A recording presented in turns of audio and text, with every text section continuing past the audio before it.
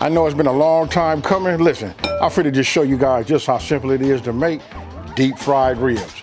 Let's get it.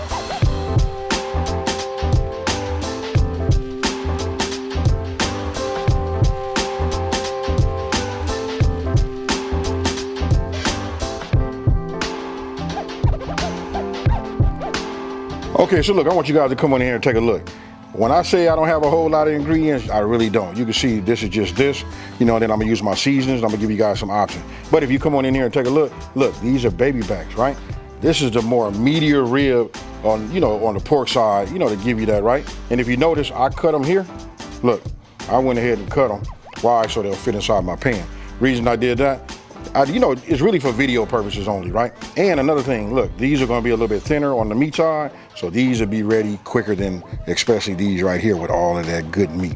Okay, so look, now we're gonna go ahead and just season up, right? I don't cut my ribs before that, I start with my seasoning. If you guys take a look right here, look, this is my level up seasoning. Look, we got the A and then we got the B. The A right here, this is for your pork, fishes, chicken, and stuff like that, so I call this our lighter meats, right? And then, you gotta have the B series for your dark meats. That'll be like your briskets, your beef, and all of that kind of stuff, right? And then if you notice this right here, look, you put them both together, you got A, B in your house, just like that, right? Or I got something else for you. Look, this just came out. This is my all-purpose rub right here, right? This right here, I put just about on everything. Listen, you guys will see, these are not no one and dones. We're gonna get down. Now, I'm gonna go ahead and bring it right here. I want you guys to look. This is what we're gonna use for a binder. Now, but the first thing we finna do is we're getting ready to remove this membrane that's on the back, right? So let me just go ahead, bring this closer to myself. You guys can use anything, any instrument you would like to get underneath it. For me, I'm gonna go ahead and just start with the, butter knife, right? So I'll just take it, and we wanna work with it just in between. Look, I'm in between the ribs. You know what I mean? Everybody got their method on how they wanna do it or whatever, but this is just my way where I start like this right here, and I just bring it around. Try to stay underneath the membrane, right? And then you can like just flare it out this way. Now, I'll set that there. You want to get yourself a napkin. You know what I mean? Because you're going to want to get yourself a grip. So that's why I have that there on the side, right? So now I just take this and I just work with it. Run my finger underneath the membrane. You know what I mean? Come. Anytime you filming, it's going to always give you a little bit of resistance. Now, I done had some success before, you know what I mean? But look like now the gremlins come out and just want to make me look crazy.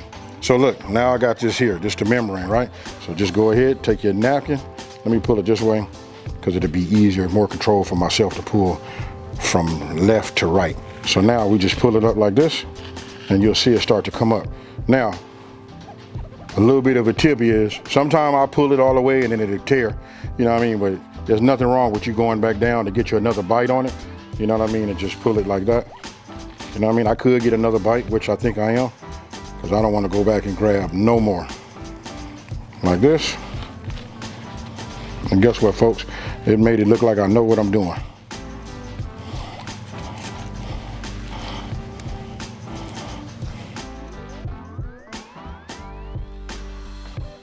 Okay, so look, now that I got the membrane off the other one, you know what I mean? This is like the small version. I'm gonna go ahead. Oh, you know what? When I was talking to you guys about, about using mustard, look, a binder is anything that you want to put on there. You know what I mean? I can make a slather. It's all kind of things you can make, right?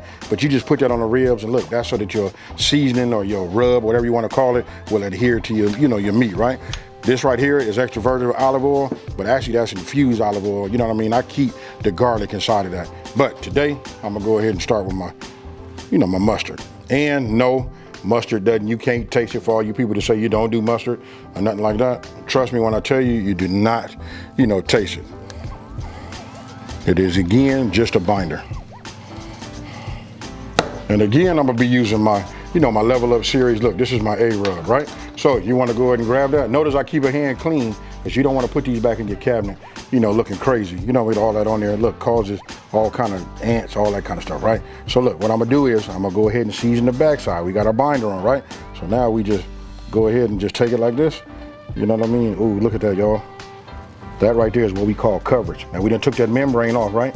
So we know it's touching that bone and that meat. That's where we gonna get our flavor from. Ooh-wee. Now, don't forget, we wanna get a little bit of this too. This is the part that a lot of people forget. You know what I mean? When you season the ribs, we wanna get it everywhere, folks. And this right here is what we call coverage, right? So I'm gonna do the same thing on this side. Ooh-wee. You know what I mean? And I'll just leave them like this because we're gonna let them sit up a little bit and we're gonna let the flesh, you know, absorb that seasoning. But as you can see, look at that coverage.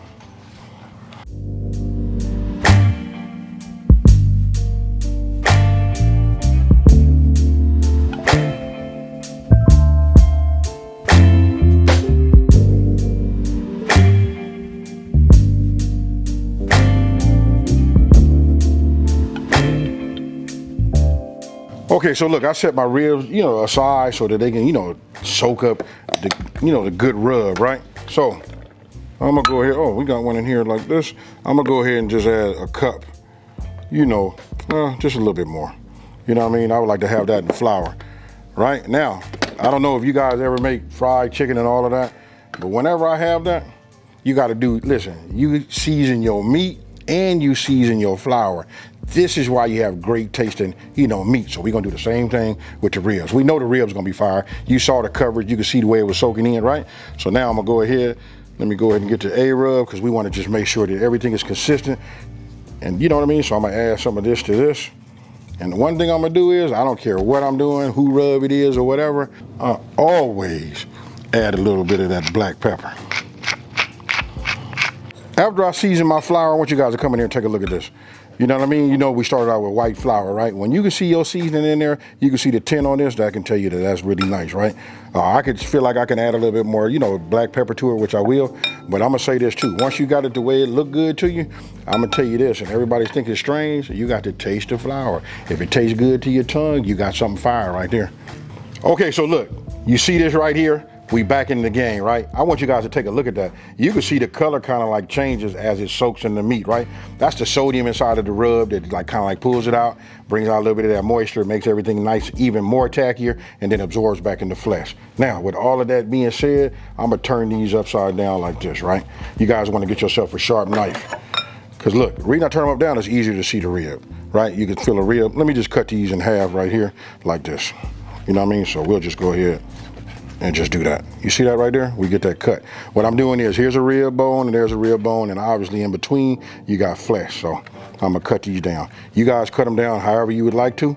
You know what I mean? I don't know why I said that, because there's only one way. You got to cut them down the middle, right? Make sure you get yourself a sharp knife. And then I'm using this tin right here, so when I get down to the pan, I kind of like just like ease up on it just to keep my blade sharp. But I sharpen my blade every time I use it, folks. So let me go ahead and finish these, and then I'm gonna show you this next part, which really, I'm gonna give you some options.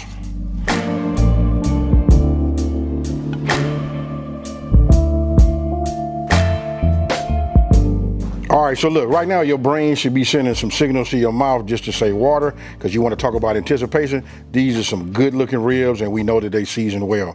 Look, we can do all of that. We can season them on the sides like this, because when I cut them, obviously there's not no seasoning in there, right? But don't forget, we did our flour that way. Now, what I wanted to say is, look, you can spray something on them if that's what you want to do, or if you would like to risk taking off some of the rub, you can go ahead and just add some more mustard to it, but I don't do that because I like mine to be a little bit, I don't like all the flour on there. I just want to go ahead and just get them deep fried and all of that. But they already nice and tacky, right? So let me just go ahead. I'll just bring these over here like this.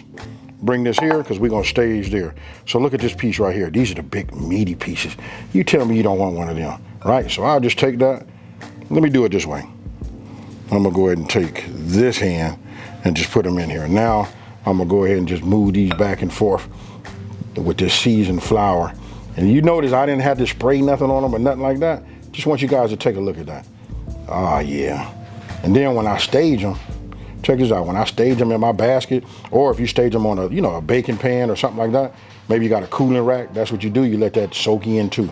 So look, I'm gonna give it a couple of little of these, a little shakes, get a little bit of this excess off like that. And I want you to look at, Now I can do it like the chicken. You know what? You know how when I do chicken, I grab it and I put it right here because we wanted to make sure it adhere to it. Now we'll go ahead and do it. I gotta handle them a little bit more on the gentle side, right? But you see this right here? You tell me, folks. If that don't look good, I don't know what does. Now, I'm gonna just bring this over here and just lay that right there, right? And we'll let it soak. Now I'm gonna go ahead and let this, repeat this process until all of them are done, and then I'm gonna fill up this basket, and then what we're gonna do is we're gonna go ahead and dunk it. Now, my temperature I'm using 375 degrees. That get them just right. Now, they're supposed to be room temperature, which I should have said in the very beginning, right? So if they're a little bit on the cold side, it's gonna bring your oil down, right? So 375 get you right. You know what I mean? When you put them in here, they're gonna come, it's gonna drop down a little bit, but it's not gonna probably go past 250. It depends on, 350, and it really depends on how cold these was. But remember, anytime you're putting any meat and you're cooking it, you always want to at least let it be in there. I say 30 to 45 minutes. You got to be at room temperature. That's the key. Now let me go ahead and keep going.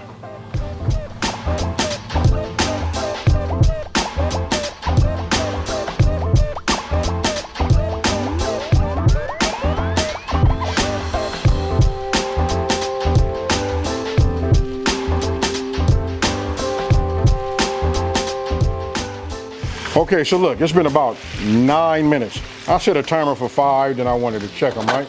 I use myself, get myself one of these meat thermometers. That's what I just used. Just drop them down, you know what I mean? So you guys can get the whole effect. Now I want you to go ahead and take a look at this right here. If that don't say something to you, I don't know what will. Look at that right there. Now you want to go ahead and just get yourself, a cooling rack and just go ahead and just put them down like that. Now, look at these right here. Ooh, man, now when I hit them with the probe end of the meat thermometer, you want to talk about nice and tender. As long as you see 165, you know what I mean? Actually, these are probably around 175 now. But I can just show you one thing right now. I don't know if you guys are going to be able to see it, but I'm going to do it this way. Look, let's see if we can see tenderness. I'll just take this right here and just look at that right there. And that right there went to 180, 183.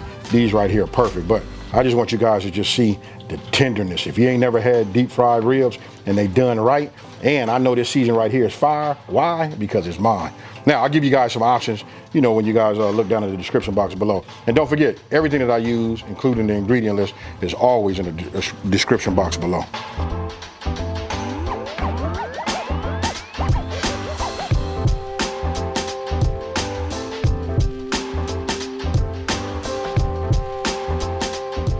Okay, so look, you guys can see them, they right here, you know what I mean? Some of them seem to be a little bit more fattier than the others, but check this out. I'm gonna go ahead and grab one of these meaty ones like this right here. Oh my goodness, you know what? I'm just gonna go ahead and just pull it. Look at this right here. This is when you know everything's been cooked right. Look at that, still nice and juicy. Hey, full of nothing but flavor. It almost reminds me, especially when you smell it, you know what I mean? If you like pork chops, you finna be all over these. Cheers, y'all.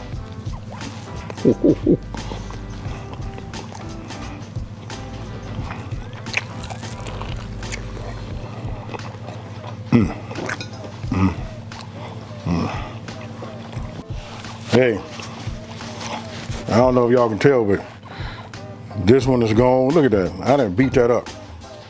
And now let me just say this. You guys probably gonna ask, like, what would you serve this with? Hey, anything that you serve a pork chop with, this goes with that. And then if you want to go to barbecue style, you can do them like this, and then you can go ahead and just, coat them with some barbecue sauce. You know what I mean? If you want to, you can like bake the barbecue sauce on there, put it in your broiler and put it in there for about 5 minutes. But for me, if I'm gonna put barbecue sauce on there, I'm gonna, put it on there, and then I'm just gonna eat it just the way, nice and soft and sweet, just like that. Hey, with that being said, listen, this right here is fire. If you guys have never ever had it, listen, if you're looking for a quick alternative, and especially because it's hot outside, you're looking for something to do, something to put on the table real fast, I'm gonna say 25 minutes. Look, between marinate, getting it seasoned, set that to the side, cut it, bring your oil up to temp, put it in there. It doesn't take long. Get yourself a meat thermometer, right? Because we're looking for that 165, right? I always say 165, but this is pork. You know what I mean? You can drop down to about 145. It's gonna continue to cook anyway and rise just a little bit, but that's the key to getting them super, super tender. Hey, with that being said, let me just take this time to say, hey, thank you for watching this video. Don't forget to like, smash that subscribe button, and tell everybody out there, listen, it's a channel out here that's simplifying these recipes and taking the mystery out of cooking. And with that being said, what you guys don't see is, because there's people behind this camera, listen, and they ready to eat. With that being said, folks, I'm out. Peace.